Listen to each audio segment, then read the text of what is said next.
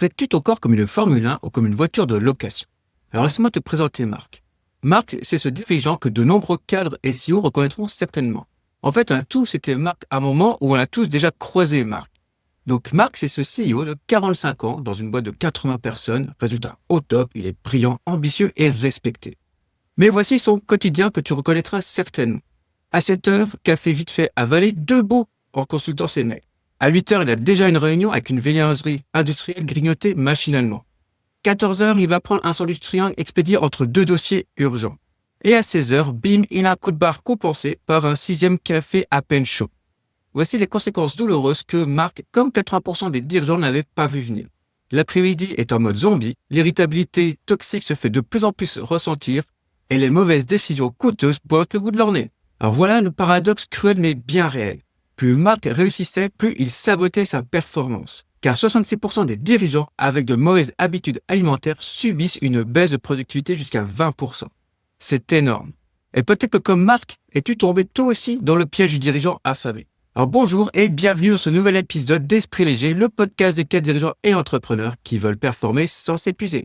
Alors cet épisode, c'est le premier d'une mini-série où on va aborder des essentiels. Et le sujet du jour, c'est comprendre pourquoi ton alimentation détermine 80% de ton énergie quotidienne et comment le transformer en avantage concurrentiel. Alors nous allons démarrer avec le piège du dirigeant affamé. Et je vais te raconter quelque chose que tu as probablement déjà vécu sans t'en rendre compte. Au début de ta carrière, tu avais du temps. Tu pouvais choisir au déjeuner, prendre une vraie pause. Tu réfléchissais encore un minimum à ce que tu mangeais, ou du moins tu avais le temps de manger tranquillement. Puis tu as évolué, tu avais plus de responsabilités, plus de pression aussi. Et les réunions ont commencé à déborder sur la pause repas. Le sandwich au bureau ou la livraison est devenu monnaie courante. Mais maintenant, si tu es dirigeant ou manager, dis-moi. Hier, par exemple, à quelle heure as-tu mangé? Est-ce que tu t'en souviens déjà? Et qu'est-ce que tu as mangé? Quelque chose que tu as choisi ou quelque chose qui traînait, voire même que tu as tout simplement subi? Alors voilà ce qui s'est passé sans même que tu t'en rendes compte. Plus tu grandis professionnellement, moins tu contrôles ton alimentation. Et ça, c'est le piège du dirigeant affamé. Pendant que tu prends les décisions stratégiques à 10, 15, 20 000 euros, tu laisses tout simplement le hasard décider de ton carburant quotidien. Alors tu vois l'absurdité? Tu es capable d'analyser pendant des heures un investissement à 10, 15 000 euros pour ton entreprise, ton business, mais combien de temps passes-tu à analyser ce que tu mets dans ton coffre chaque semaine? Pas assez. Alors pourquoi c'est un problème? Tout simplement parce que ton cerveau consomme 20% de ton énergie totale. Et si tu nourris n'importe comment, devine ce qui va se passer. Les dirigeants avec de mauvaises habitudes alimentaires ont tout simplement 66% plus de risques de voir leur productivité chuter. Jusque 20% de baisse de performance à cause de la fatigue et des difficultés de concentration. Alors concrètement, qu'est-ce que ça donne pour Marc? À 15 heures, tout simplement, il n'arrive plus à se concentrer sur les dossiers complexes. À 16 heures, il est irritable avec ses équipes. Et à 17 heures, les décisions importantes, soit il les repousse au lendemain, soit tout simplement, il en prend de mauvaises. Alors comment savoir où tu en es? Tu vas pouvoir te poser ces questions.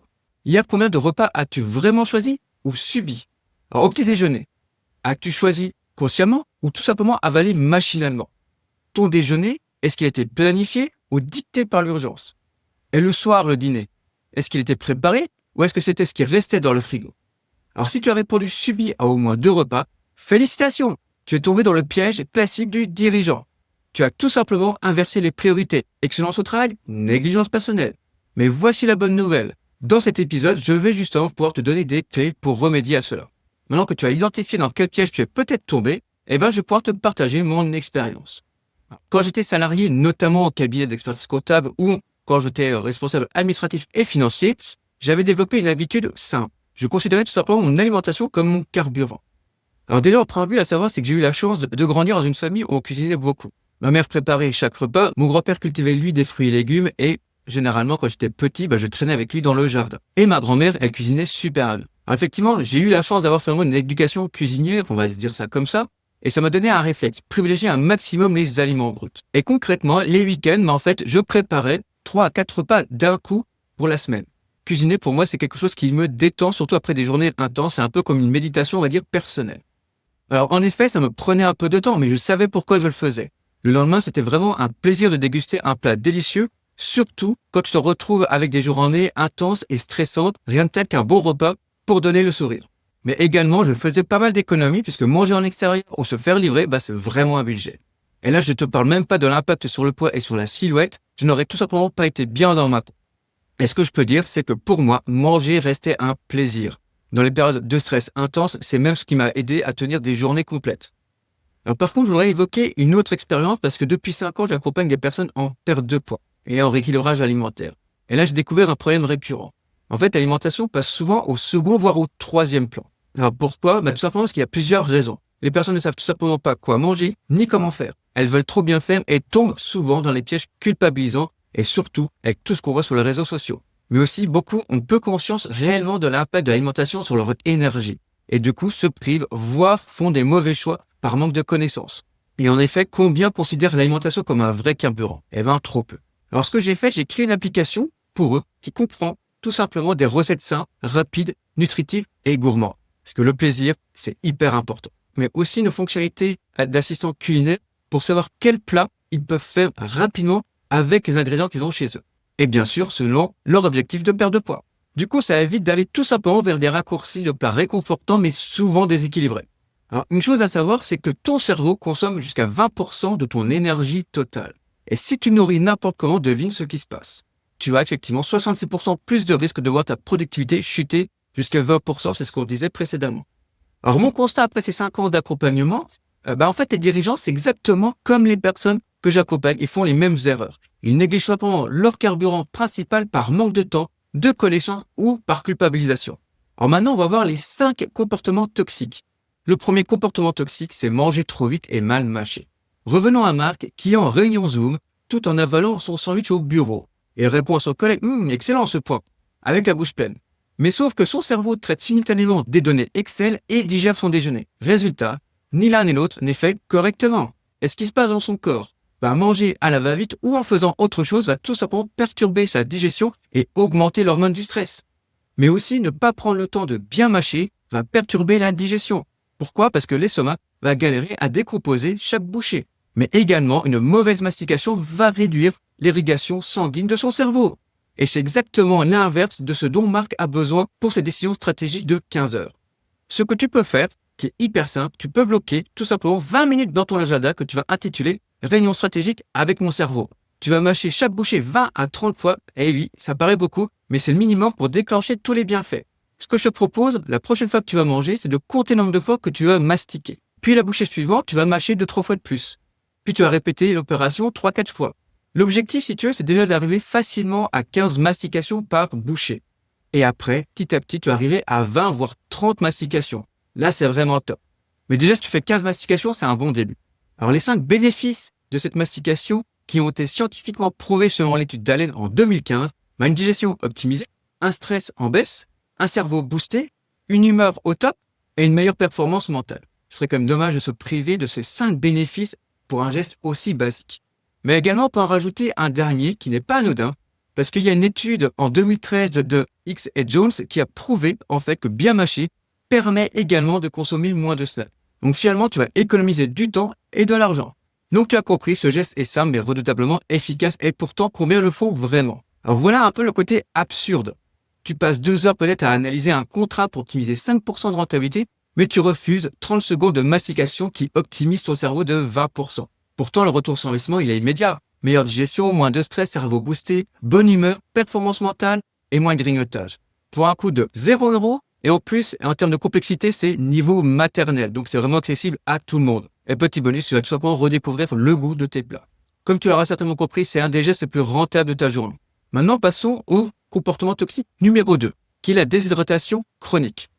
Notre cher Marc boit son 6e café de la journée en se plaignant qu'il n'arrive plus à se concentrer sur le budget prévisionnel. Il cherche la solution dans la caféine alors que son cerveau lui crie « J'ai soif » depuis 10 heures du matin. Il est capable de gérer simultanément 3 appels, 15 emails, 2 rapports urgents, mais il oublie complètement le geste le plus basique, boire de l'eau. Son cerveau traite des milliards d'informations, mais ne peut pas se rappeler ce dont il a besoin réellement. Alors, une donnée qui est comme assez alarmante et a été révélée par une étude de Hodge en 2012 et de Rivel en 2013, une perte d'eau de seulement 2% du poids corporel peut impacter tes capacités mentales, physiques et cognitives. En gros, pour quelqu'un qui fait 80 kg, perdre 1,6 kg d'eau, donc l'équivalent d'une grande bouteille d'eau tout simplement, suffit à transformer ton cerveau performant en processeur en surchauffe. Alors qu'est-ce qui se passe dans ton corps? La déshydratation peut entraîner une fatigue, une difficulté de concentration, un déclin cognitif, affecter ton humeur et augmenter le stress. Alors, pour éviter la fatigue cognitive, il est recommandé de boire entre 1 litre et 1,5 litre par jour. Et pour avoir des performances optimales, il est recommandé tout simplement de boire entre 1,5 litre et 2,5 litres d'eau par jour. Alors moi, ce que je te propose, c'est un défi qui est très très simple. Dès cette semaine, par exemple, tu peux le tester. C'est le protocole 8x20. 8x20, quoi? Tout simplement pour boire 8 verres de 20 centilitres répartis tout au long de ta journée. 4 verres le matin, 4 verres l'après-midi. C'est assez simple à mettre en place. Il suffit tout simplement d'y penser. Donc, tu peux te mettre un petit rappel sur ton téléphone. En t'hydratant suffisamment, tu vas tout simplement bénéficier de 4 bienfaits qui ont été scientifiquement prouvés. Un cerveau au top, une meilleure concentration, une humeur plus stable et un stress maîtrisé. Alors, ce qui est quand même assez ironique, c'est qu'on est capable de passer des heures à optimiser des KPI, mais le KPI le plus simple, boire 1,5 litre d'eau, on l'ignore complètement. Et de nouveau, on se retrouve avec une astuce qui a un retour sur investissement hyper intéressant, puisque tu vas avoir un cerveau optimisé, une meilleure concentration, une humeur plus stable et un stress moins présent. Tout ça pour un coût de 0 €, bon, juste le prix de l'eau au robinet, un temps qui va te prendre à peu près 30 secondes par verre et un niveau de complexité de 0. Maintenant, on va passer au comportement toxique numéro 3, qui est les pics et les chutes glycémiques. Alors, notre cher Marc, à 10h30, il est au top pour négocier le contrat du siècle. Son cerveau carbure parfaitement, mais à 11h15, après sa pause viennoiserie boost matinale, enfin, c'est ce qu'il pense en tout cas, il est incapable de calculer une remise de 15% de tête. Son cerveau fait tout simplement les montagnes russes. Alors, savais-tu que les aliments riches en sucre et en glucides raffinés sont une source rapide d'énergie, mais qui chutent ensuite brutalement et ça entraîne finalement le coup de mou, c'est ce qu'on appelle un pic glycémique. Alors, sur le long terme, ces aliments peuvent provoquer de la fatigue chronique, perturber ta concentration et affecter négativement la fonction cognitive. Et c'est exactement ce qui est arrivé à Marc. Alors, pour éviter cela, tu vas pouvoir faire des choses assez simples. Par exemple, démarrer ton repas avec des fibres, puis les protéines et après les glucides. C'est l'ordre de tes bouchées qui vont déterminer la stabilité de ton énergie. Alors, effectivement, on va faire simple. Moi, ce que je fais et qui marche très bien, c'est tout simplement de débuter mon repas par une entrée, comme une salade de carottes, une salade verte ou une salade de lentilles. C'est simple, rapide et efficace. Et tu vas voir, je en parle plus tard pour la salade de lentilles, c'est quelque chose qui est hyper intéressant quand tu veux t'organiser facilement. Alors tu peux également privilégier certains aliments, comme l'avoine complète. C'est riche en fibres solubles, donc ça veut dire que ça va stabiliser ta glycémie et réduire la fatigue dans la mi-journée. Personnellement, je commence mon petit-déj avec ça, c'est hyper simple à faire et en plus tu peux l'agrémenter de pas mal de petites choses qui sont assez savoureuses. Ensuite, tu as les légumineuses, les lentilles et les pois chiches. Ça va t'apporter un flux d'énergie régulier grâce à leur indice glycémique qui est faible. Et ensuite, tu as les grains entiers. Donc, en gros, c'est les céréales complètes, si tu préfères. Dedans, ce sont des glucides complets pour une énergie beaucoup plus durable et stable. N'oublions pas le côté plaisir avec un bon morceau de chocolat noir à 70% minimum de cacao. Ça ne va pas augmenter ta glycémie, ni le taux de cortisol. Et un boost savoureux, on ne va pas s'en priver. Pour l'installer dans ton quotidien, tu vas remplacer progressivement le riz blanc, le pain blanc, les pâtes classiques par du riz complet, par du pain complet ou des pâtes complètes. Donc en gros, tu vas commencer par 3/4 de riz blanc, 1/4 de riz complet, et progressivement, tu vas arriver finalement à 1/4 de riz blanc et 3/4 de riz complet, puis après, tu n'auras plus que du riz complet. Une autre astuce que tu peux faire, c'est avoir comme un mini kit de survie à portée de main, qui va comprendre tout simplement des noix et des amandes, un peu de chocolat noir 70%, et aussi un fruit avec la peau. C'est une source de fibres naturelles et de sucre lent. Mais alors, du coup, comment je fais, Flo, si je suis à une réception ou un événement professionnel? Si tu as, par exemple, un buffet qui est à disposition, tu vas déjà privilégier plutôt le salé avant de prendre du sucré. Ça va tout simplement permettre de réguler ta glycémie assez simplement. Après, tu peux faire ce que je te disais avant, en fait, c'est déjà privilégier tout ce qui est un peu plus à base de légumes, donc de fibres, après les protéines et après seulement les autres glucides. Finalement, en appliquant ces conseils, tu auras déjà une énergie un peu plus stable pour te permettre d'avoir certains bénéfices comme une concentration plus constante, une humeur plus prévisible, une meilleure clarté décisionnelle et une performance soutenue. Maintenant, nous allons voir le comportement toxique numéro 4 qui est de sauter l'air. Revenons à notre cher Marc. Il saute le déjeuner pour gagner du temps en se disant « je suis beaucoup plus productif sans pause ». Sauf qu'à 14h30, il a passé 45 minutes à relire le même email parce que son cerveau, il est en panne sèche. Il regarde l'horloge en se disant « cool, j'ai gagné 30 minutes ». Mais en réalité, il a perdu 120 minutes en productivité. Autant dire que le retour sur investissement est plutôt négatif. Alors, à savoir, plus de 30% des professionnels déclarent ressentir une fatigue accrue ou tout simplement un manque de motivation lorsqu'ils négligent leur repas. C'est presque un dirigeant sur 3 qui sabote volontairement ses performances. Et ça démarre dès le petit déjeuner. Ne pas prendre un bon petit déjeuner peut spécifiquement conduire à des difficultés de concentration, de l'irritabilité et une baisse générale de performance. Et personnellement, je l'ai vécu pendant des années sans même m'en rendre compte. Pourquoi? Parce que tout simplement, je prenais un seul café le matin. Résultat, à 10 heures, je dégommais des paquets de gâteaux. Comment notre corps le vit-il? En fait, sauter des pas peut tout simplement entraîner une fatigue marquée en milieu de journée et des difficultés de concentration. Mais aussi, au fur et à mesure, c'est une source de stress et d'épuisement. Pourquoi? Parce que l'organisme ne dispose plus de carburant nécessaire pour être efficace tout au long de la journée. Alors, sauter un repas, finalement, rend plus vulnérable au stress et peut même favoriser une prise de poids. Mais le risque est de compenser par un repas suivant qui va être plus copieux.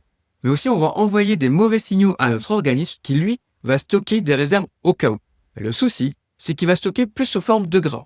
Et en plus, ton métabolisme va ralentir et progressivement, en fait, tu vas brûler moins de calories.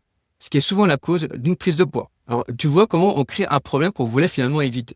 Tu le sais sûrement, il est conseillé d'éviter le grignotage, surtout si on saute un repas.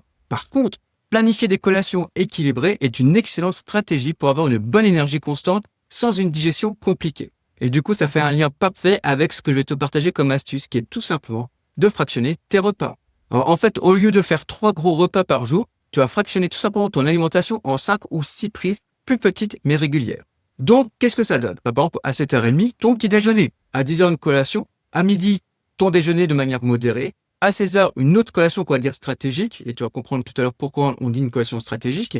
Et à 19h30, un dîner qui va finalement être léger. Et comme tu vas avoir une digestion qui va être facilitée, en plus, tu vas mieux dormir le soir. Alors, pourquoi c'est intéressant de fractionner ces repas comme ça de manière régulière et en plus petites portions? Ça va t'apporter de ses bénéfices. Une meilleure concentration, un stress moins présent, un poids plus stable et des performances constantes. Ce que tu dois retenir sur ce comportement toxique, c'est que sauter des repas est une mauvaise habitude qui devient finalement une source de stress et d'épuisement. Et c'est exactement l'inverse de ce qu'on recherche en tant que dirigeant. Donc, fractionner les repas avec des collations évitera ton énergie tout simplement de faire le yo-yo. On va voir le 5e et dernier comportement toxique, qui est le repas trop lourd et gras. Alors, on va revenir à notre cher Marc. Il commande le pavé de bœuf sauce aux 3 fromages pour impressionner son client potentiel au restaurant. Et oui, il est comme ça, Marc. Il a un bon coup de fourchette. Et à 14h30, il lutte contre le coma post-déjeuner en essayant de garder les yeux ouverts. L'après-midi de Marc s'annonce compliqué. Mais alors, du coup, qu'est-ce qui s'est passé pour Marc? En fait, une alimentation déséquilibrée ou lourde cause tout simplement de la fatigue, car elle va ralentir et complexifier sa digestion. Alors, petite précision qui a été prouvée scientifiquement, la chute des performances est d'autant plus forte que le repas est copieux et riche. Et les aliments gras saturés et transformés ralentissent et complexifient encore plus la digestion, entraînant une fatigue encore plus importante. Donc ton organisme va tout simplement solliciter de l'énergie pour la digestion au lieu de l'allouer à ton cerveau et à ta concentration. Alors on va identifier les coupables. Alors les coupables, c'est simple. Les repas indigestes et trop copieux comme les fritures, les sources grasses, la charcuterie et les pâtisseries à base de beurre notamment ont le profil idéal pour saboter ta digestion. Alors ce que tu peux faire, c'est tout simplement les consommer en dehors de ton travail. Mais il y a aussi d'autres pièges. Et ceux-là sont liés à l'alimentation moderne. Et ça nous est tous arrivé à un moment donné. Par exemple, prendre un repas devant son ordinateur, ça, c'est une mauvaise habitude. Parce que ça va entraîner une surconsommation inconsciente et une digestion plus difficile. En gros, on va combiner le pire. Quantité excessive, mauvaise mastication et stress digestif. Et du coup, c'est compliqué d'être au top avec ça. Alors, autre chose aussi qu'on peut surveiller, c'est les modes de cuisson. Alors, ceux qui sont à privilégier selon les études vont être la cuisson vapeur. C'est idéal pour les légumes, ça permet de conserver le goût, les couleurs. Bon, ça c'est plus pour le côté esthétique de l'assiette, mais surtout les valeurs nutritionnelles sans ajouter de matière grasse.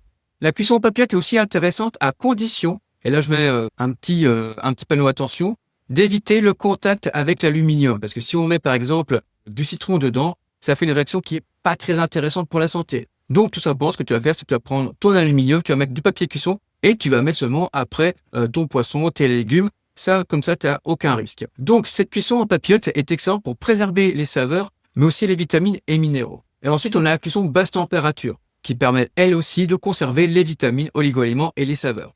Et maintenant, on va voir les cuissons à éviter, notamment comme les fritures excessives, les cuissons prolongées à très haute température, et celles-là, elles réduisent les valeurs nutritionnelles et peuvent même générer des substances cancérigènes.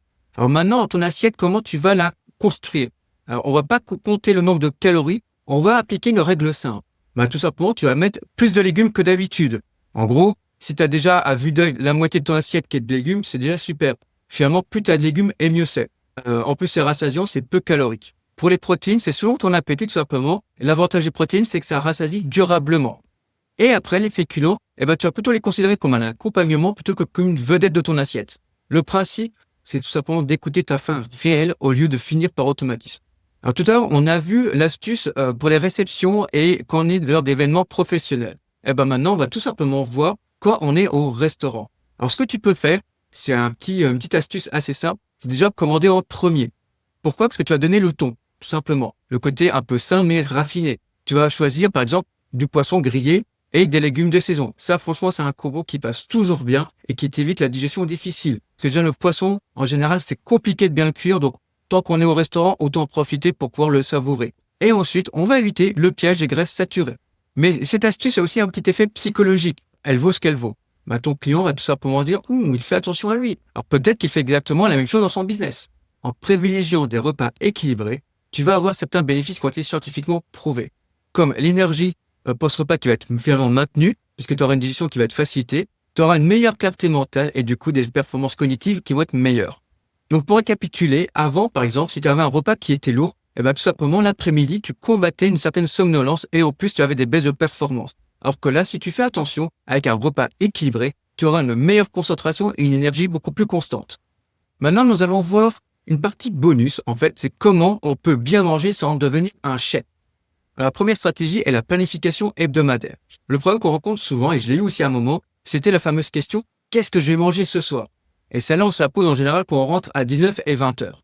Et ça, en fait, c'est un peu un problème. Pourquoi? Parce que ça rajoute un micro-choix au quotidien qui va nous manger justement d'énergie décisionnelle. Et notre cerveau, il a déjà travaillé suffisamment toute la journée pour rajouter une micro-décision supplémentaire. Alors la petite technique, elle est simple, c'est tout simplement de prendre 15 minutes le samedi pour planifier tes repas de la semaine. Mieux vaut le faire avant de faire les courses. Du coup, ça va t'éliminer une charge mentale quotidienne, un stress de dernière minute, mais aussi le choix par défaut qui en général n'est pas très sain. Alors comme je te disais tout à l'heure, moi pour les personnes que j'accompagne en perte de poids par exemple, sur l'application, ils peuvent retrouver des recettes facilement et ça leur permet effectivement de pouvoir planifier rapidement leur semaine. La deuxième stratégie que je te propose, c'est l'anti-gaspillement. À savoir qu'on jette des tonnes de nutriments sans même s'en rendre compte. Et là, je te donne l'exemple de l'eau de cuisson des lentilles. C'est de l'or liquide qu'on balance dans l'évier. Alors du coup, moi, ce que je fais, c'est que quand je cuisine des lentilles, je garde toujours l'eau de cuisson. Alors du coup, ça me permet de faire un potage très rapidement, d'avoir finalement aussi les lentilles pour préparer un plat complet. Et aussi, ça me permet d'avoir une entrée sous forme de salade de lentilles, mais également de pouvoir me faire un houmous de lentilles à tartiner. Alors tu vois, avec un aliment, on se retrouve avec 4 plats possibles. Alors pour revenir sur le potage, je vais te partager un peu finalement ma recette. Ce que je fais, c'est que je fais revenir par exemple dans de l'huile d'olive, un peu d'oignon rouge, et selon la saison, ça peut être un peu de carottes, un peu de tomates, des champignons, ça peut être même des morceaux de brocoli. Après, je rajoute quelques lentilles et je mets l'eau de cuisson de lentilles. Et à la fin, je vais tout simplement ajouter un œuf poché dedans. Ça, c'est un repas qui est assez complet et c'est un vrai délice. Alors la stratégie numéro 3, on va anticiper des préparations. On va tout simplement cuisiner à l'avance. Et c'est parfait pour les soirs où tu n'as que 10 minutes pour cuisiner. Et du coup, au lieu de craquer sur la malbouffe ou des plats réconfortants mais diaboliquement déséquilibrés, tu vas pouvoir cuisiner un plat sain, gourmand et rapidement. Et là, c'est pas exactement du batch cooking parce que ça, on en parlera après. Là, ce qu'on va faire, par exemple, moi, je te donne une astuce qu'on va pouvoir décliner facilement. Avec, par exemple, des gnocchis faits maison. Que ce soit à la patate douce, aux carottes, au brocoli ou tout simplement à la pomme de terre. Ça me prend 1h30 de préparation pour 1 kg de gnocchis que je vais pouvoir congeler en portions de 125 à 150 grammes. Donc, en gros, tu as entre 6 et 8 portions. Et si tu veux faire 2 kilos, ça peut te prendre à peu près 30 minutes de plus. Tout dépend du matériel que tu as. Je te partage ma recette. Je vais mélanger plusieurs farines. T45, un peu de farine complète, de la farine de pois chiche parce qu'elle est riche en protéines. Et je prends un légume de saison que je cuis à la vapeur et après, j'ajoute des épices selon mes envies. Ce que tu peux faire, c'est garder l'eau de cuisson de la vapeur pour ensuite cuire tes gnocchis. Ça te donne encore plus de saveur et il y a un côté aussi anti-gaspi. Donc c'est un investissement d'1h30 qui va te libérer 6 à 8 repas. Tu n'as plus qu'à sortir finalement ta portion, tu l'as fait décongeler, tu peux ajouter des champignons, des oignons, un peu de carottes, mais également un œuf au plat et tu te retrouves rapidement avec un plat que tu vas pouvoir déguster savoureusement. Alors pourquoi j'aime bien aussi cette astuce? Parce que finalement ça évite de se retrouver avec des additifs qu'on a dans les produits qui sont ultra transformés et en plus qui ont un certain...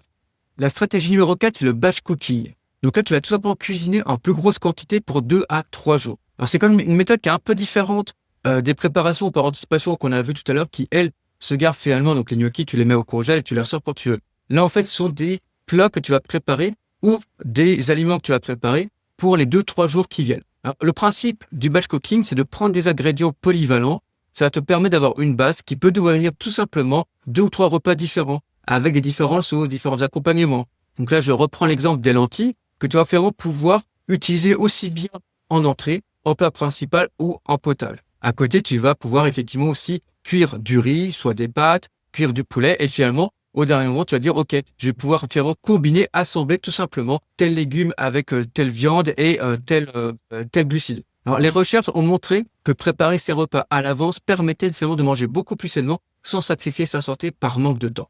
Passons à la 5e stratégie, que j'ai appelée les snacks stratégiques, et tu vas comprendre pourquoi. Parce que le but, c'est d'éviter en fait le piège classique du coup de barre de 16 heures qu'on connaît tous, qu'on a tous vécu, et qui nous donne finalement un pic de sucre et une chute d'énergie dans la foulée. Et ça, ça nous sabote aussi le dîner. Alors, comment faire? Moi, je te propose tout simplement de préparer ce que j'appelle des boules énergétiques. Alors, il y a une grosse tendance à un moment sur Pinterest et Instagram. C'est une recette qui est assez simple et que tu peux facilement adapter à tes goûts. Donc là, par exemple, tu vas pouvoir prendre des dattes ou abricots secs, mélanger avec de la purée de cacahuètes ou d'amandes et des flocons d'avoine mixés. Et après, tu vas pouvoir ajouter un peu de cacao. Et tout ça, en fait, tu vas former des boules que tu vas pouvoir mettre au frigo. Alors, selon ce que tu mets dedans, tu vas pouvoir les garder 2, 3, 4, voire 5 jours au frigo. Donc, en plus d'apporter des bons nutriments, on a un côté gourmand. Parce que sincèrement, tu vas voir, c'est hyper savoureux. Et comme je te disais avant, en fait, tu peux les adapter à tes goûts. Alors, ce que tu vas pouvoir ajouter, que j'aimais bien aussi, c'était les baies de goji.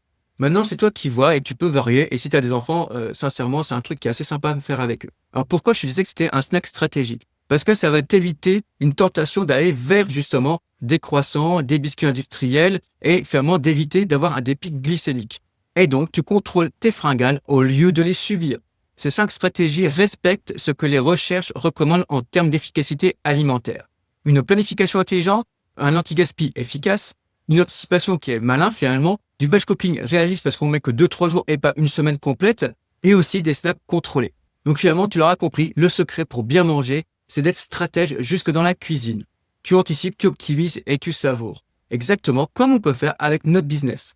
Alors pour résumer cet épisode, on a vu justement 5 comportements qui sabotent la performance, c'est-à-dire manger trop vite, la déshydratation chronique, les pics glycémiques, le repas sauté et les repas qui sont trop lourds et trop copieux.